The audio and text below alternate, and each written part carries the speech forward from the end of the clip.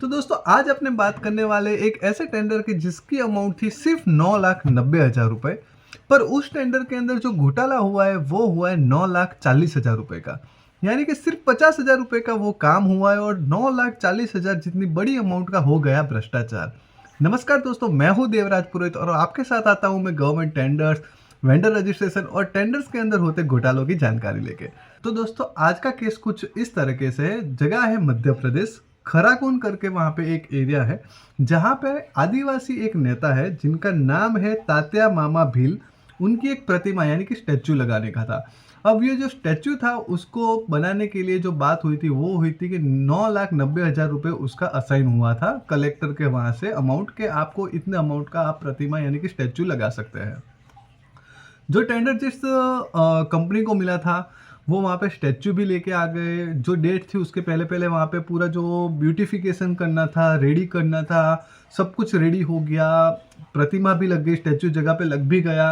And apart from that MLA, VIP guest आए थे, collector साहब आए थे, सब लोग आ गए वहाँ पे। पूरा उसका जो ओपनिंग सेरेमनी था वो हो गया, उसको लोकार्पण यानी कि जो इनोग्रेशन था वो भी हो गया।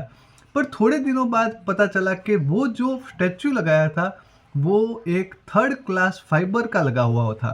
यानी कि वो प्लास्टिक होता है ना, उस तरीके का क्वालिटी का लगा हुआ था। एंड टेंडर जो पब्लिश हुआ था उसके अंदर साफ अक्षर में लिखा हुआ था या तो वो पत्थर का होना चाहिए यानी कि जो अच्छे ग्रेनाइट आता है उसका, या फिर कोई धातु का होना चाहिए स्टैचू।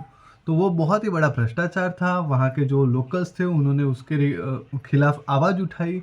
कलेक्टर ने उसके पूरी चेक कराया कि क्या हुआ है, क्या किस तरीके का रिक्वायरमेंट था और क्या सामने सामान आया है, और पता चला कि नहीं ये गलत हुआ है। उसके बाद जो कॉन्ट्रैक्टर था उसको ब्लैकलिस्ट करा गया।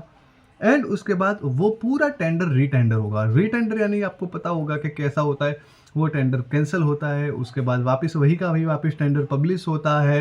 नए कॉन्ट्रैक्टर्स को वो शेयर होता है, वो लोग बीड करते हैं। उसके बाद L1 L2 L3 आता है और L1 को वो टेंडर लग जाता है। पर क्या आपको लगता है कि ये जो ब्लैकलिस्ट हुआ तो वो जो कंपनी होगी उसको कुछ फर्क पड़ा हुआ होगा उससे? मुझे तो नहीं लगता है। एंड ऐसे भ्रष्टाचार तो चलते ही रहते हैं। तो ये तो एक छोटा सा भ्रष्टाचार था। 9,50,000 40,000 बहुत बड़ी अमाउंट नहीं है, करोड़ों रुपए के भ्रष्टाचार होते हैं। आपके पास भी अगर कोई ऐसी न्यूज़ है कि जिसके अंदर भ्रष्टाचार हुआ है या फिर कोई गलत काम हो रहा है तो आप जरूर से मेरे साथ इसके अंदर कमेंट सेक्शन के अंदर जरूर शेयर करिएगा। और इसी तरीके से गवर्नमेंट टेंडर्स और उसके रिलेटेड न्यूज़ के लिए सब्सक्राइब जरूर कर दीजिएगा। धन्यवाद।